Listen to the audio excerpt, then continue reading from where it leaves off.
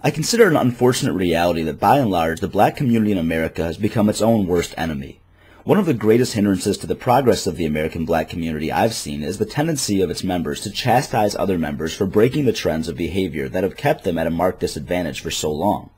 There's a certain degree of pride derived from perpetuating the behavior of those who came before you, even if those who came before you lived under unfortunate circumstances and failed to achieve their full potential based on the pressures of their own surrounding community placed upon them. The clearest example of this is when as a whole society we allow people to ascribe behavioral labels to certain skin colors and then criticize people for behaving differently than their skin hue based expectations. Having grown up and living now in a community with a black majority, I've spent most of my life seeing intelligent, well-spoken, goal-driven, and college-bound young black men and women openly mocked by their peers and their elders for acting white. It's a maddening concept to see a community of people united only by the color of their skin that seems to share in the plight of their historic disadvantage, that also seems bent on damning themselves to maintain that suffering for as long as possible. It's unacceptable for a minority group to complain that the majority group is imbued with advantages that make its life arbitrarily so much easier for it, and then berate members of its own group for doing the very things that give the majority the advantages it covets. I wonder if the thousands of slaves who spent their lives pining for the power of literacy would share the modern black community's zeal against its members who wish to be well-spoken and well-read.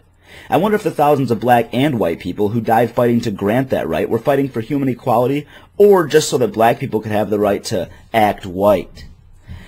I'd like to let those members of the black community who see it fit to mock black people for being studious or well-spoken in on a little secret. Being white is not synonymous with being successful. Being black is not synonymous with being a societal failure or a thug. There are endless examples of white people who are complete failures in terms of social class. They range from those imprisoned, or the homeless ones living in cardboard boxes, to the upper echelon of societal losers who miserably scrape by in their lives confined to trailers filled with 4 kids on welfare. Some instead confine themselves to a one-room apartment sustained by what 7-Eleven clerk income was left after sustaining a heavy regimen of pot, complaining all the while about the man holding them down. Sound familiar? They aren't societal failures due to their color, and neither are the black people in the same predicaments. Those people don't get to walk into a Fortune 500 company, demand an application, check white on a box, and get handed a job with an Armani suit and a Swiss bank account. They would have to go through the same schooling and training that anyone else would in order to achieve that level of corporate wealth. Likewise, there are extremely successful black men and women, and I'm not just talking about the ones that the black community by and large has idolized. LeBron James and Lil Wayne are not the only variety of black people to find success. Do you think that Barack Obama's political savvy, which brought him to the U.S. presidency, was derived from his persistence to stay hood no matter what? Do you think Ursula Burns, the CEO of Xerox, who grew the company by 20% in her first year, reached that pinnacle by refusing to speak proper English or read books because behavior of that nature was acting white? Does the fact that she could blow her nose with Michael Vick's paycheck mean that she's a well-educated businesswoman? Or is she just selling out and not fitting the personal definition of a black woman forged by her ignorant counterparts?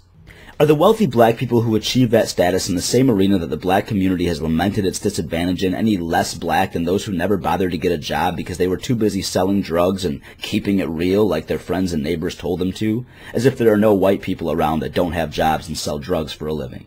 The answer is no. It's impossible for someone's skin color to change because of a change in their behavior, and if you condemn those who happen to look like you for exhibiting the success-breeding behavior that has been effective for the well-off people who don't look like you, then you're only doing harm to those you've attached yourself to by way of physical association.